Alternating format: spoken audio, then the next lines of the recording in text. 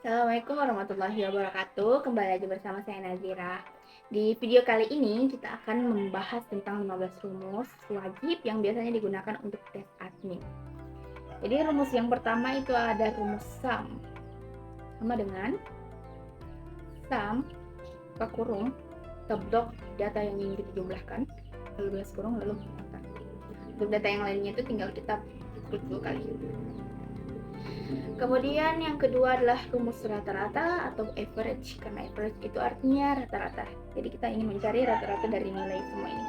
Rumusnya itu sama dengan average, lalu buka kurung, lalu kita blok lagi semua nilainya, lalu kita balas kurung, lalu kita enter.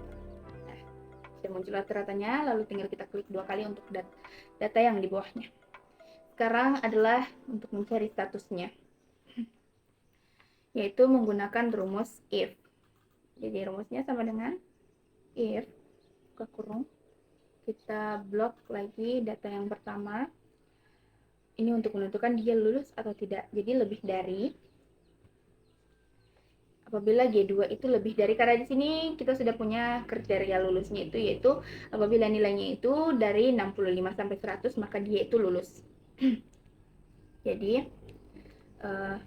sama dengan 65. Jadi apabila G2 itu lebih dari sama dengan 65, maka dia dinyatakan lulus. Jadi sini kita ketik lulus.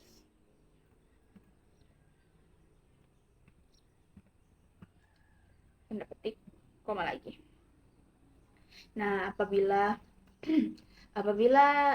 nilai yang di bawah 65 itu berarti dia nilainya tidak lulus. Jadi di sini kita klik tidak lulus. Kita ketik tidak lulus, tanda petik tidak lulus.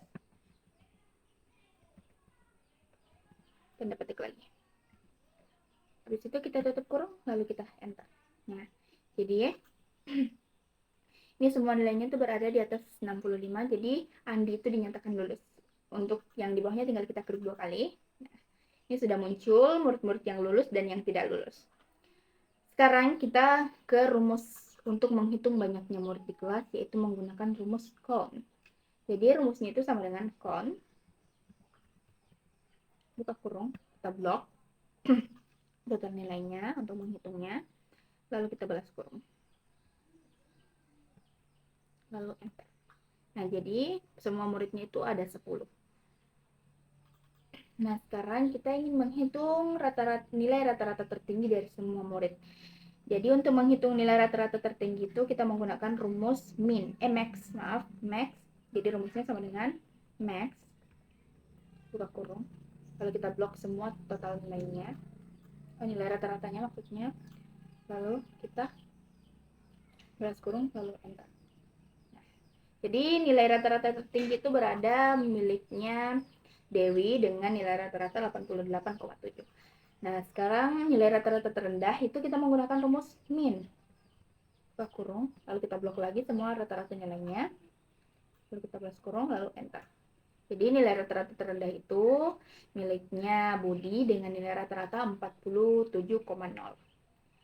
Nah, sekarang kita akan menghitung banyaknya murid yang lulus, yaitu dengan menggunakan rumus count if.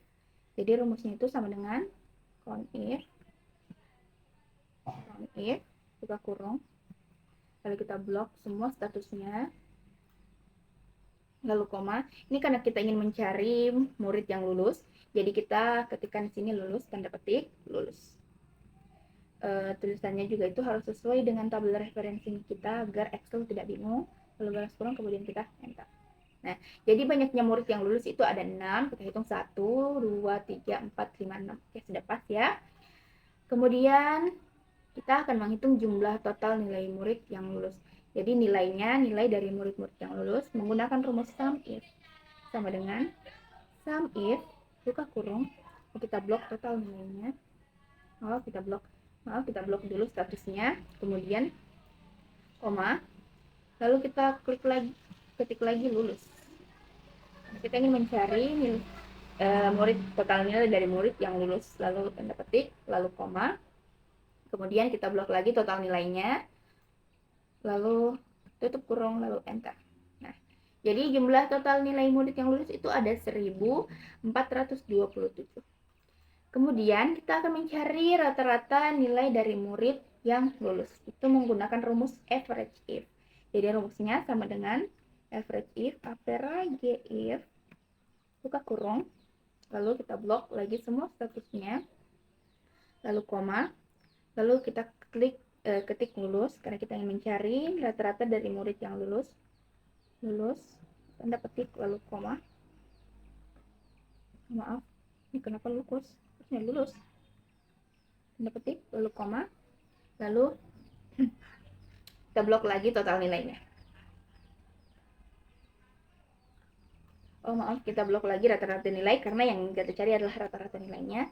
Lalu kita balas kurung, lalu kita enter. Nah, jadi rata-rata nilai dari murid yang lulus itu ada 79,3.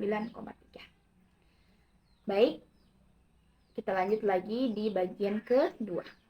Nah, di bagian kedua ini kita akan menyambungkan beberapa sel itu menjadi satu sel itu dengan menggunakan rumus concatenate. Jadi rumusnya sama dengan concatenate, buka kurung, lalu kita blok teks yang pertamanya, kemudian kita koma. Ini karena saya akan menggunakan spasi, jadi kita tanda petik, spasi, tanda petik lagi, lalu kita koma, kemudian kita blok sel yang kedua, lalu kita koma, kemudian kita tanda petik spasi lagi, tanda petik, lalu koma, lalu kita blok lagi sel yang ketiganya, lalu kita balas kurung. Oke, enter. Nah, ini sudah tergabung ya menjadi SDN 14 pagi. Untuk yang di bawahnya itu tinggal kita klik 2 kali. Oke. Nah, sekarang kita akan merapikan huruf-huruf itu menggunakan, yang pertama kita akan mengubah semua huruf ini menjadi huruf kecil semua, yaitu dengan menggunakan rumus lower. Rumusnya sama dengan lower, buka kurung, kita blok sel yang ingin kita rapikan, kemudian balas kurung, lalu enter. Nah, ini sudah berubah semua menjadi huruf kecil semua. Lalu apabila kita ingin mengubah semua hurufnya menjadi huruf besar, itu kita dapat menggunakan rumus upper. Sama dengan upper, buka kurung, kita blok lagi. Kita blok lagi semuanya. Nah, lalu kita balas kurung, lalu kita enter. Ini sudah berubah semua menjadi huruf besar. Dan yang terakhir itu huruf besarnya hanya di awal kata, itu kita menggunakan rumus proper. Jadi rumusnya sama dengan proper, buka kurung, kita blok,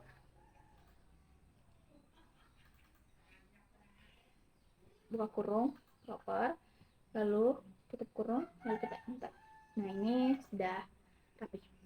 Oke, sudah selesai. Sekarang kita lanjut ke yang bagian yang ketiga, yaitu dengan menggunakan rumus VLOOKUP, yaitu untuk mencari data.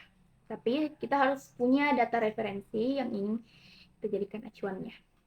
Oke, rumusnya itu sama dengan VLOOKUP, buka kurung, kita blok dulu sel kuncinya, satu sel kunci, yaitu di sini ada sedikit error, yaitu B2, kemudian kita koma, lalu kita blok semua tabel referensinya.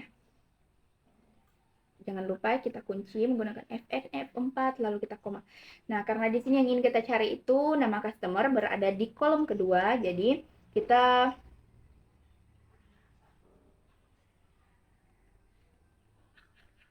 menggunakan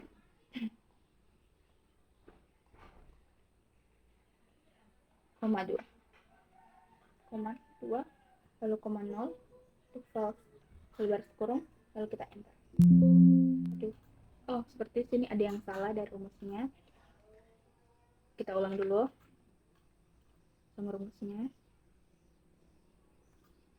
Oke. Pertama kita blok dulu sel kuncinya, yaitu B2, lalu koma. Kemudian kita blok tabel referensinya atau data referensinya. Lalu kita Fn F4, lalu koma lagi. Karena di sini yang ingin kita cari adalah nama customer yang berada di kolom kedua, jadi kita klik 2, lalu koma 0 atau false, kurung, lalu kita enter. Nah, sini dengan nomor pemesanan 10106 itu dengan nama Fiona. Ya, ini sudah pas nama Fiona.